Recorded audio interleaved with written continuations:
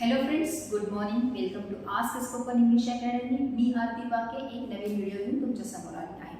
आज आपण shall be will बीचे जेव्हा निगेटिव्ह सेंटेन्सेस होत असतात तर ते कसे होतात ते बघणार आहे. शॅल आणि बी जेव्हा आपण बघितलं तेव्हा मी असेल, तू असेल, आम्ही असू असं बघितलं होतं. पण जर त्याचाच आपल्याला निगेटिव्ह सेंटेन्स करायचा असेल तर या दोघांच्या मध्ये नॉट हा शब्द येणार आहे. So I shall not be किंवा वी विल नॉट बी या अर्थाने. म्हणजे शल आणि विल हे जे हेल्पिंग वर्ब्स आहेत त्याच्यानंतर नॉट हा शब्द येणार आहे, त्याच्यानंतर बी हा प्रत्यय येणार आहे. निगेटिव्ह जर तुम्हाला सेंटेन्स करायचा असेल तर कंपल्सरी नो किंवा नॉट हा यूज करावाच लागणार आहे.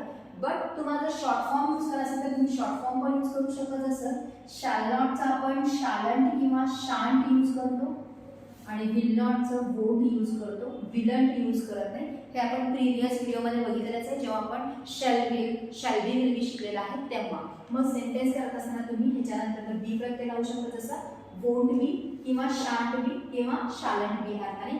विलंट हा शब्द होत नाही की चला अँटी प्रत्यय लावला की शॉर्ट फॉर्म झाला, विलच्या सोबत असं होत नाही. सो विलंट न होता वोंट हा होणार आहे. शल आपण ऑलरेडी बघितलेला आहे की ब्रिटिश इंग्लिश प्रमाणे आय आणि वी या दोन प्रोनाउनच्या समोर वापरतो आणि बाकी सगळ्या प्रोनाउन्स सोबत विल वापरतो. But nowadays as American English आपण आय आणि वीच्या समोर विल हा शब्द यूज करू लागलेलो आहोत. So I shall not be किंवा आय विल नॉट बी या अर्थाने वापरू शकतो. मी नसेल. भविष्यकाळामध्ये आपण काय नसू, कसं नसू, कुठे नसू, आपलं काय वय नसेल, ह्या सगळ्या गोष्टी सांगतात. म्हणजे बेसिक सेंटेन्सेस करत असताना आपण काय करू शकतो, ऑब्जेक्ट घेऊ शकतो. जसं subject plus verb plus object complement जेव्हा घेणार आहे तर इथं वर्ब म्हणून हे जे काही हेल्पिंग वर्ब्स आहेत ते यूज करणार आहे आणि आफ्टर दॅट आपण यूज करणार आहे ऑब्जेक्ट. ऑब्जेक्टमध्ये profession, physical condition, mental condition, age, weight, height, size, place, relation ह्या सगळ्या गोष्टी यूज करू शकतो.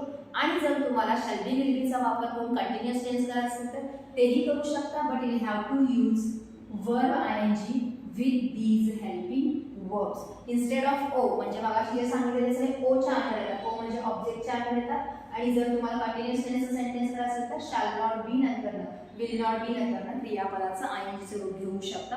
दोन्ही वेमध्ये आपण ह्याचा वापर करणार आहे. पण आपण आज फक्त काय करणार आहे की कशा प्रकारे सेंटेन्सेसची सुरुवात होते आणि निगेटिव्ह कसं होतं हे बघणार आहे. इट्स अप टू यू की तुम्हाला ओ यूज करायचा आहे का verb ING. Depends upon the situation and with whom you are speaking about. तुम्ही कशाबद्दल कोणासोबत काय बोलत आहात त्याच्यावर ते अवलंबून आहे. पण आता बघूया की प्रोनाउन्स जर असतील तर तेव्हा निगेटिव्ह करत असताना कशा प्रकारे त्याचे फॉर्म्स होणार आहेत. So I shall not be किंवा आय विल नॉट बी. मी नसेल, तुम्ही याचे शॉर्ट फॉर्म घेऊ शकता जसं की I shan't be, I won't be या अर्थाने. We shall not be, we will not be, आम्ही नसेल किंवा we shan't be, we won't B.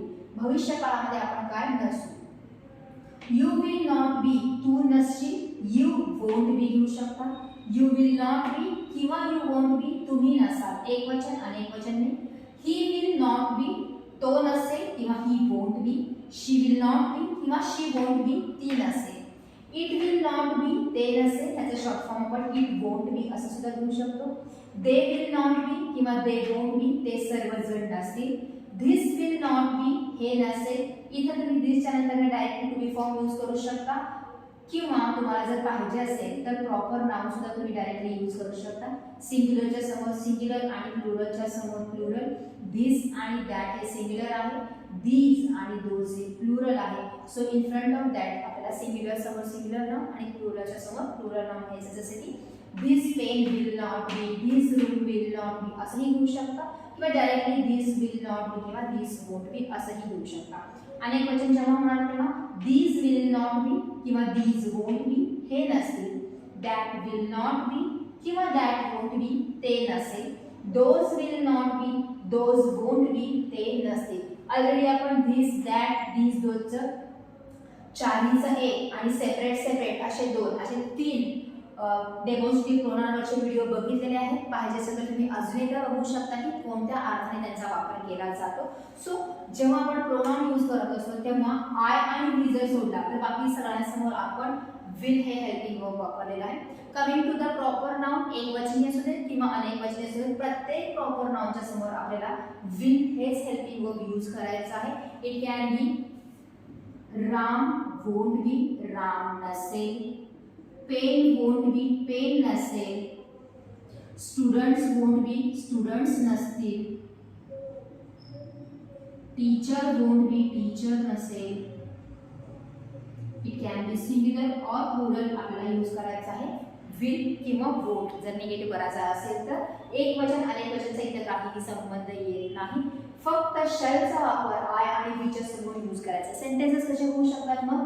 I won't be busy tomorrow, मी उद्या बिझी नसेल. हे जर ऑब्जेक्ट यूज करू, ते जर वर्ब आयएनजी यूज करून करायचं असेल तर I won't be teaching tomorrow, मी तुम्हाला उद्या शिकवत नसेल.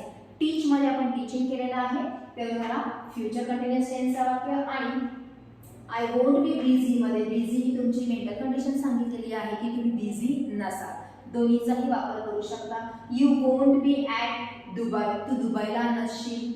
ही won't be a doctor next year, तो पुढच्या वर्षी डॉक्टर नसेल. They won't be happy after result, result नंतर ते खुश नसतील. दीज वोंट बी युजफुल, हे युजफुल नसेल. या म्हणजेच ह्यांच्या समोर म्हणजे जेव्हा सेंटेन्सेस करत असतो सब्जेक्ट वर्बच्या नंतर तुम्हाला फक्त एक शब्द ॲड केला की तुम्हाला काय होणार, एक सेंटेन्स कंप्लीट होणार आहे. भविष्य काळामध्ये आपले जे काही वर्णन आहे, माहिती द्यायची आहे आणि ती जर निगेटिव्ह मध्ये असेल तर कसं देऊ शकतो, तर या दोन शब्दांचा वापर करून करू शकतो. विल नॉट बी किंवा shall not be. You can use the short forms shan't be किंवा शालंट बी आणि विल नॉटचं वोंट बीचा वापर करून तुम्हाला प्रत्येक सेंटेन्सचं काय करायचं आहे, प्रॅक्टिस करायचं आहे. जास्तीत जास्त प्रॅक्टिस करा, लिहून काढा आणि जोरात म्हणा, म्हणजेच तुम्हाला त्याचा काहीतरी फायदा होणार आहे. फक्त शिकून कधीही रिझल्ट मिळणार नाही. You will have to do the practice of that particular thing. So this is for today. Thank you.